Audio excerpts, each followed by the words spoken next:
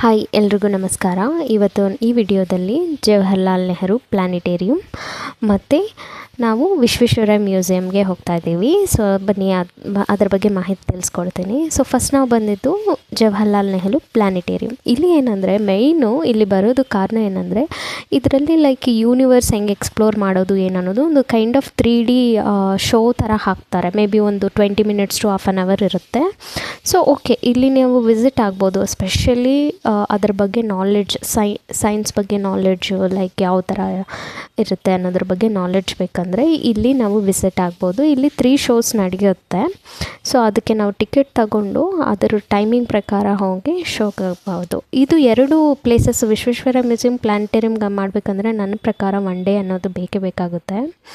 So ನಾವು first ಪ್ಲಾನಿಟೇರಿಯಂ ಬಂದಮೇಲೆ science park ಇತ್ತು. ಸೈನ್ಸ್ ಪಾರ್ಕಲ್ಲಿ ನಾವು ನೋಡಿದ್ವಿ. ನಾವು ಬಂದಿರುವ ತುಂಬ ಜನ ಸ್ಪೆಷಲಿ ಮಕ್ಕಳ ಜೊತೆ ಇಲ್ಲಿ ಬಂದರೆ ತುಂಬ ಅವ್ರಿಗೆ ಒಂದು ನಾಲೆಡ್ಜ್ ಅನ್ನೋದು ಬರುತ್ತೆ.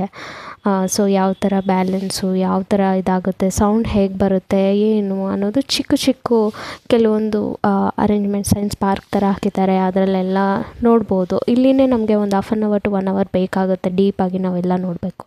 ಸೊ ನಾವು ಒಳಗಡೆ ಎಂಟ್ರ್ ಆದ ತಕ್ಷಣ ನಮಗೆ ಈ ಥರ ಡಿಸ್ಪ್ಲೇಸ್ ಇದೆ. ಸೊ ಅಲ್ಲಿಂದ ತಂದಿರೋ ಕಲ್ಲುಗಳು ಅವು ಇವು ಎಲ್ಲ ಡಿಸ್ಪ್ಲೇಸ್ ಅಲ್ಲಿಟ್ಟಿದ್ದಾರೆ. ಅಲ್ಲಿ ನಾವು ಚೆಕ್ ಮಾಡ್ಬೋದು. ಲೈಕ್ ಅದಾದ ನಂತರ ನಾವು ಒಳಗಡೆ ಶೋಗೆ ಹೋಗಿದ್ವಿ.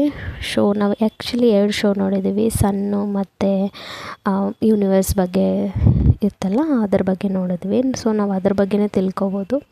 ಅದು ಮುಗಿಸ್ಕೊಂಡು ನಾವಲ್ಲಿ ಪ್ಲಾನಿಟೇರಿಯಂ ಮುಗಿಸ್ಕೊಂಡ ತಕ್ಷಣ ನಾವು ವಿಶ್ವೇಶ್ವರಯ್ಯ ಮ್ಯೂಸಿಯಮ್ಗೆ ಬಂದ್ವಿ. ಸೊ ನಾವು ಅಲ್ಲಿ ಮುಗಿಸ್ಕೊಂಡು ಇಲ್ಲಿಗೆ 2 ಶೋಸ್ ಮುಗಿಸ್ಕೊಂಡು ಇಲ್ಲಿ ಬರೋ ಅಷ್ಟರಲ್ಲಿ ಆಲ್ಮೋಸ್ಟ್ ಈವ್ನಿಂಗ್ ಆಗಿತ್ತು.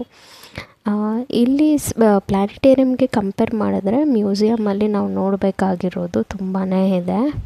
ಸೊ ಮಿನಿಮಮ್ ಅಂದರೂ ನಮಗೆ 2 to 3 ಅವರ್ಸ್ ಬೇಕು ನಾವು ಡೀಪಾಗಿ ಒಂದೊಂದು ನೋಡಬೇಕಂದ್ರೆ. ಇಲ್ಲಿ ನೋಡ್ತಾ ಇದ್ದೀರಲ್ವ ಯಾವ ಥರ ಮಿಷನ್ಸ್ ಇರುತ್ತೆ. ಇಲ್ಲಿ ನಮಗೆ ತಲೆ ಮಾತ್ರ ಕಾಣಿಸುತ್ತೆ, ಆ ಥರ ಎಲ್ಲ ಇರುತ್ತಲ್ಲ ಆ ಥರ ಎಲ್ಲ ಇದೆ. ಮತ್ತು ನೀರು ಯಾವ ಥರ ಇರುತ್ತೆ, ಮತ್ತು ನಮಗೆ ಟೆಕ್ನಾಲಜಿ ಹೇಗೆ ಬೆಳೆದಿದೆ ಅನ್ನೋದ್ರ ಬಗ್ಗೆ, ವೈಜ್ಞಾನಿಕ ಬಗ್ಗೆ, ಲೈಕ್ ಇನ್ನೊಂದು ಏನಂದರೆ ನಮಗೆ DNA ಜೀನ್ಸ್ ಹೆಂಗಿರುತ್ತೆ, ಫುಡ್ಡು ಯಾವ ಥರ ಇದಾಗುತ್ತೆ ಅಂದರೆ ತುಂಬ ಎಕ್ಸ್ಪ್ಲನೇಷನು ಡೀಪಾಗಿ ಇದೆ.